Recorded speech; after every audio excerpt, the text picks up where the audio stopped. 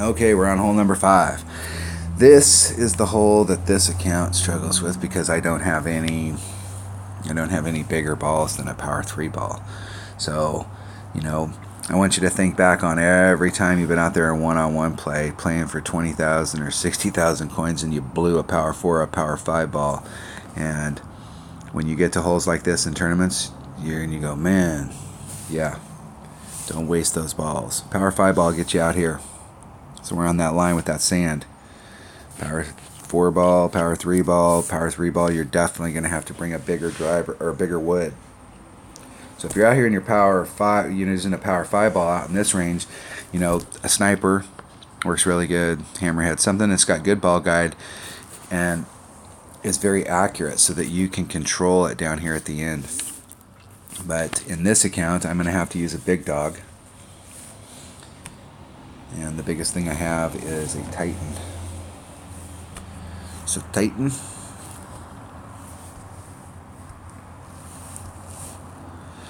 And I'm going to take my number 1 bag and I'm going to switch this out for a big dog. Now, if I epic fail out there, what I'm going to do, so if I get caught up on the drive and I'm here, I'm going to hit as far out into this tip as possible. Because from out here, I've got 2 backspin clubs and there is a backboard on this. So I've got 2 backspin clubs and it'll give me at least a shot to get back on track. Okay. So I'm going to take my Saturn and my Thorn, although I'm hoping that I won't have to use either one of them. I think they're about the same as far as accuracy. One's 56 and one's 52, so I can treat them as a 1.9, 1.2 club. And that's pretty much the best stuff that I have right there. I'm going to make sure one more time. I don't want to... In the last tournament on this account, I went to hole number 18 with the wrong. I didn't put a big dog in the bag. That was a problem. I almost got on with the Guardian, but it doesn't have enough. All right. Hole number 5. This hole right here is I know a lot of people look at hole number 1 as being like, a very difficult hole. Hole number one, you should be able to dial that hole in and get that hole so that you get an eagle on that hole every time. But this hole right here is a very difficult hole, especially if you've got underdeveloped equipment or if you're bringing a white ball. Like you're pretty much relegating yourself when you come here with a white ball that it's going to take you 3 shots to get on, and that you're shooting a birdie. You're shooting for birdie. And so if you have lesser developed stuff, then that's the way you want to approach this hole. That, hey, it's a birdie hole.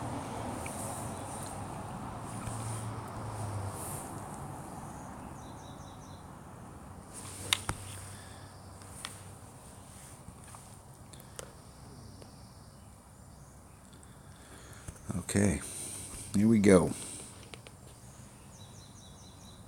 You just need to hit this perfect.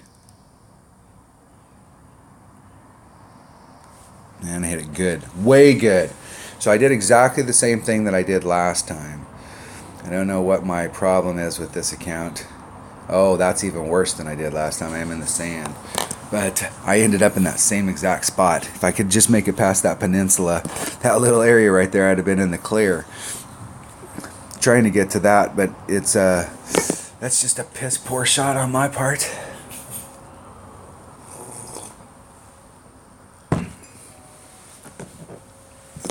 So I'm going to go right to where my opponent was aiming out here. I'm just going to try and get out in that peninsula so that I can come back at it with my backspin clubs. If you work really hard to get over here, the deal is that the next shot is actually pretty difficult because you're having to come through the neck and then going downhill, side hill, and trying to bring it back to the hole. It's a very difficult shot from up there. For me to recover, I think the best way for me to recover is to go down here low where our opponent went. And I brought the right clubs for this shot.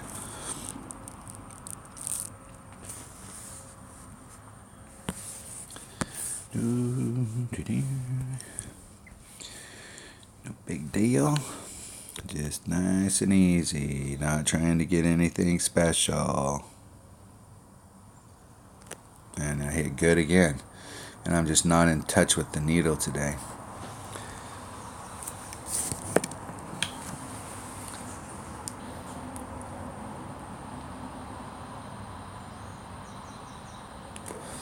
It's the first time I've hit a sand shot in a long, long time. On this account, it's been a long, long time.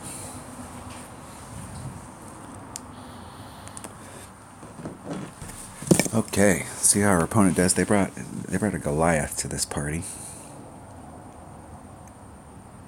Isn't it perfect? Boom. Shaka laka laka. Yup. I was thinking the same thing. Big dog. Okay, so my Saturn's not got enough distance from where I'm at over there, so I'm going to have to come at it from this direction. I'm at max clip here. I'm going to give myself plenty of room. Don't want to do what my opponent did. I'm going to let the wind stay in it and push me forward too. And then I'm going to put everything it's got on it and curl. Bring it back down towards the hole. Hit it great. Hit 3 bad shots in a row on this hole. Just bring it back down towards the hole. Just playing it safe. Just getting on there so I can secure my birdie. No big deal.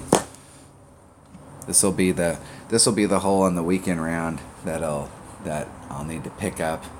We'll still pick it up on the backside. I've just hit on this account. I've hit 2 bad drives in a row on this hole.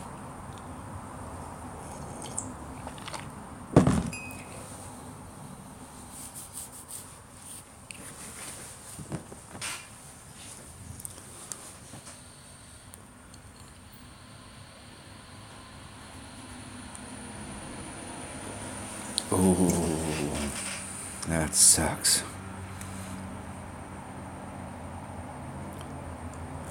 Our opponent was actually in a pretty good spot where they were at right there.